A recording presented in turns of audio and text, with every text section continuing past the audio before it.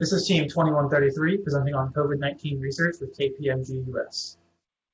As of April 16, 2022, over 500 million people have contracted COVID-19. Of these people, over 6.2 million of them have died. With the economic downturn, social isolation, and death of loved ones, it is not a stretch to say that the vast majority of the world has been negatively impacted by the events of this pandemic. However, these statistics stand with 35% of the population yet to be fully vaccinated. This vaccine hesitancy poses a great threat, as according to PNAS, mutations observed in circulating variants of interest have been associated with increased transmissibility, reduced efficacy of antibody treatments, and lower antibody neutralization. Additionally, there have been many discussions as to whether COVID becoming endemic is a part of the natural order of its development. And the many people who feel overwhelmed with all of the restrictions and shifts in our daily lives have accepted this. However, looking past the uncertainty of whether this will occur, it is not a development that should be looked at with despondency, especially with the trends identified by PNAS. Influenza, HIV, and tuberculosis are all endemic diseases that kill millions every year. And at this stage in time, with the world's eye, we are primed to drive global solutions to this current crisis. And for us, we found it imperative to aid in this battle through informing both the public and researchers of the developments of variants.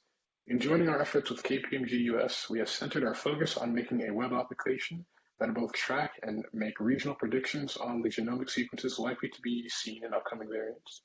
We hope to accomplish this by being able to forecast through machine learning what mutations are likely to appear in specific genome positions in SARS-CoV-2. This system can be used by the general public as a general learning tool and by professionals in the medical world to help guide the communication efforts with the general public. This tool can aid policy decisions in response to new COVID variants or guide pharmaceutical efforts to bolster vaccine strength against varying protein expressions. Our client, KPMG US, is a consulting firm with interest in ending the COVID pandemic. They have provided resources, lectures, and mentors to aid us in the process of development by giving presentations on the relevant biological mechanisms of coronavirus and its replication and mutations. They have been absolutely instrumental in aiding our approach, and we would like to extend our appreciation to all they have done throughout the semester. With all this information, it's pretty clear that our team has certainly taken on a daunting challenge. None of us are bioinformaticians. However, with the aid of KPMG US, we have found the resources to make efforts into learning what we need to tackle it. It's also important to know what our model will look like. According to PNAS, no mutational event has occurred for 58% of the entire proteome, while only 14% has experienced more than 2 events, which is why we're going to look only at S1 and S2 subunits, where most of these mutations occur, and that's crucial, because the same PNAS report adds, each residue of the SARS-CoV-2 proteome is subjected to different selective pressures, which affect the evolution of the virus, and thus constrains the variability of the SARS-CoV-2 sequences. This suggests that statistical patterns in sequences could be used to distinguish mutable from constrained positions. With this, we know that machine learning can be applied to solve this problem. In particular, we plan on employing some sort of recurrent neural network to gain insight as to what future variants may look like, and hopefully be able to predict these sequences within a desired accuracy. In order to deliver a better product for our client and our users, the group used a combination of self and peer review to improve and refine our vision of the system. Throughout prototype development, we gained a clearer vision of what it is that we want within our final product. This was accomplished through a heuristic evaluation and a UX report done to monitor our progress. We took inspiration from groups who had sorting features in the presentation of their application's data and login features that allow user information to be stored long-term. Furthermore, we've taken into account that if our tech-savvy peers had difficulty understanding some of our tools, a broader audience will suffer as well. To this end, we worked diligently to employ a powerful tool of Flutter to solidify a consistent theme, have nimble navigability over tabs, and add features such as sorting by variant attributes. In this way, we allow both the general public to experiment and navigate the application with ease, while also allowing researchers to have features that optimize their data collection. In the future, we will look towards linking YouTube tutorials and adding more tooltips to aid in this frictionless experience. Throughout this semester, we learned several lessons, the first of which being teamwork. When we first made our team proposal, we had a pretty good idea of what each member had experience in and were able to model based off of this. As we went through each assignment, we began to understand how our skills align us with certain roles. For instance, how do you go from 0 to hero within a week? Answer, you don't. We had to trust Andrew to give us guidance through the use of Flutter and default to his method of construction for this demo. Though a good portion of us wanted to do it in React, we recognized that our ability to learn within a week wouldn't match Andrew's proficiency or ability to guide us through Flutter. Examples like this throughout our project development show that we have members with unique talents and experiences that strengthen our team as a whole if we let them lead in circumstances where they excel.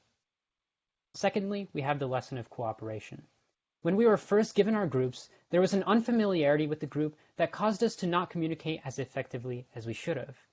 And this is to be expected.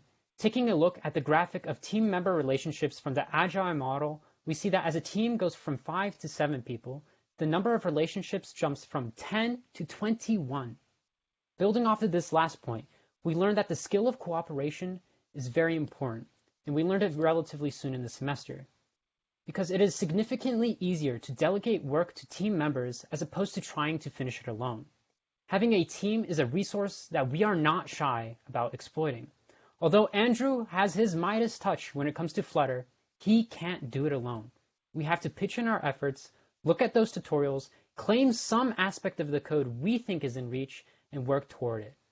When an outside eye or help was needed, we went to the proper channels as defined in our team charter. We also learned some lessons about communication. Because our team is larger than most, we were forced to learn some additional lessons. It's really difficult to find a time when a 7-person group can meet. Each of us lives a different life with a different schedule. When we were trying to schedule things through GroupMe, the stack structure of the platform led to us losing conversations, losing ideas, losing a lot of different things. So we decided to use Discord. The channel structure of Discord allowed us to have separate discussion boards for meetings, code problems, general goals, pins, pings, and more. Moreover, due to the inability to have everyone in one place all the time, we decided to find a time when all of us would have to meet, which happened to be our client meeting.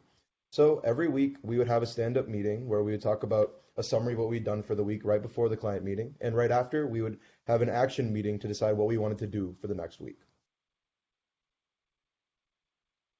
While the group work lessons we have learned are beneficial, it is not enough to stop there. If we want to complete this project to our and our instructor's standards, it will require learning more about the way our group operates and how to optimize it. We plan to utilize the group and its members to their fullest potential and make the best project that we are capable of. We plan on doing more of this by holding accountability for Git project cards assigned to members, as next semester is when the true heavy lifting begins.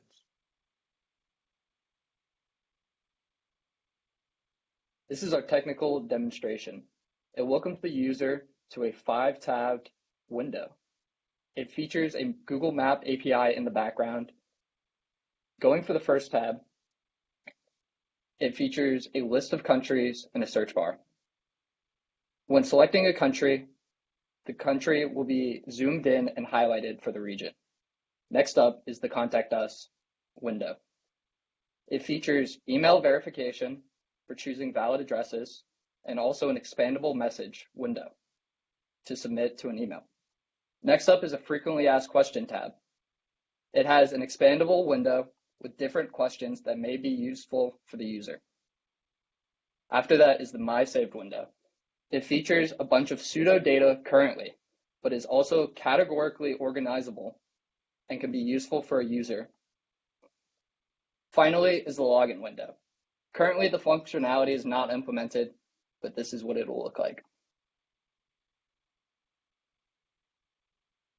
And thank you for taking the time to listen to us today. We hope that with the support of our professors and our clients, we can provide the best product that we're capable of creating. Thank you.